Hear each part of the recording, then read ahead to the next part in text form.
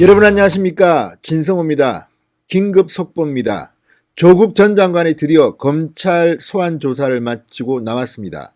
방금 전 조국 전 장관이 검찰 소환 조사를 마쳤습니다.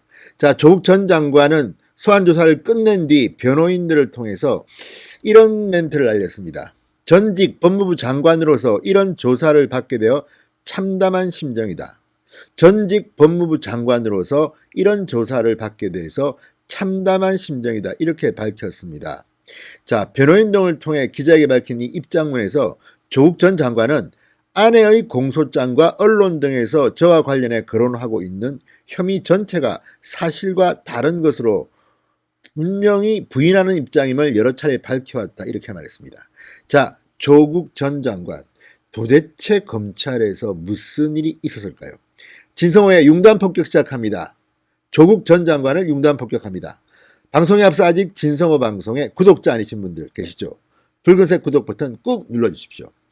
자, 조국 전 장관이 오늘 오전 9시 35분쯤 들어갔습니다. 검찰에 비공개 소환입니다. 지하주차장에서 그냥 들어갔습니다. 취재진들 기다리다가 망연자실했습니다. 도대체 공인으로서 이런 특혜를 받는 수의 1호가 되지 않았냐. 포토라인에 서는 당연한 의무가 있는 공인, 그러나 그 혜택을 가장 먼저 받은 게 조국이었습니다. 그리고 오후 5시 30분까지 모두 8시간가량 조사를 받고 귀가했습니다. 물론 이 8시간 속에는 식사를 하고 쉬고 조서를 열람하고 이런 시간들이 포함됐기 때문에 실제 조사 시간은 이것보다는 훨씬 짧을 겁니다. 그리고 무엇보다도 검찰 조사에서 진술을 거부했다고 알려지고 있습니다. 그렇다면 검찰은 그 많은 질문만 계속 해대고 조국은 묵묵부답, 그리고 8시간 만에 조사가 끝났습니다. 이게 대한민국 법무부 장관을 지낸 사람이 검찰에서 조사받는 태도입니다. 여러분 어떻게 생각하십니까? 판단은 여러분이 하십시오.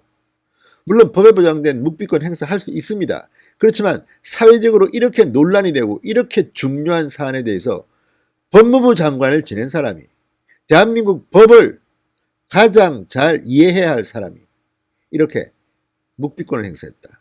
그리고 조사 마치자마자 준비했다는 듯이 전직 법무부 장관으로서 이런 조사를 받게 돼서 참담한 심정이다.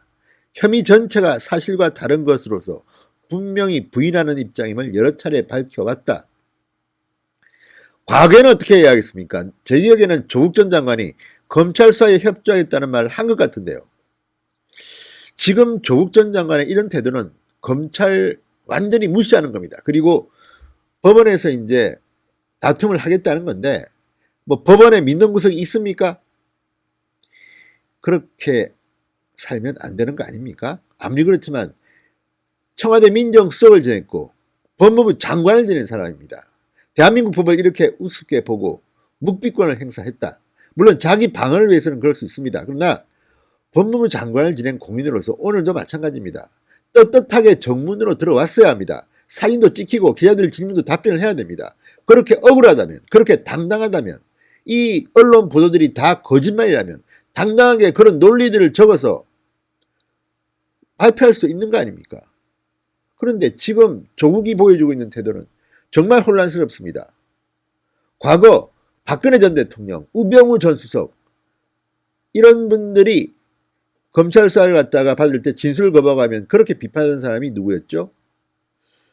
그래놓고 본인은 이렇게 법꾸라지, 지금 족꾸라지라는 말까지 나옵니다. 조국 플러스 미꾸라지, 족꾸라지 같은 그런 모습을 보이는 이유는 뭔가요? 자, 조국 전 장관 변호인 입회하에 조사를 받았습니다. 피의자 신문으로 알려졌습니다. 이미 피의자 신문으로 전환됐습니다. 피고발원이 아닙니다. 자, 그리고 그냥 일방적으로 변호인을 통해서 기자들에게 입장만 밝힙니다. 아내의 공소장과 언론 등에서 저와 관련해 거론되고 있는 혐의 전체가 사실과 다른 것이다. 분명히 부인하는 입장임을 여러 차례 밝혔다. 그러면 뭐가 다른지를 밝혀야 되는 거 아닙니까? 이렇게 혐의 전체가 사실과 다르다? 이게 만약 조국이 거짓말한 거면 어떻게 됩니까? 조국발 가짜뉴스는 우리가 참아줘야 됩니까? 조국이 말하면 다 맞는 겁니까? 정말 기가 막힙니다. 자, 이어서 이렇게 또 말했습니다. 이런 상황에서 일일이 답변하고 해명하는 것이 구차하고 불필요하다고 판단했다. 오랜 기간 수사를 해왔으니 수사팀이 기소 여부를 결정하면 법정에서 모든 것에 대해서 시시비비를 가려 진실을 밝히고자 한다.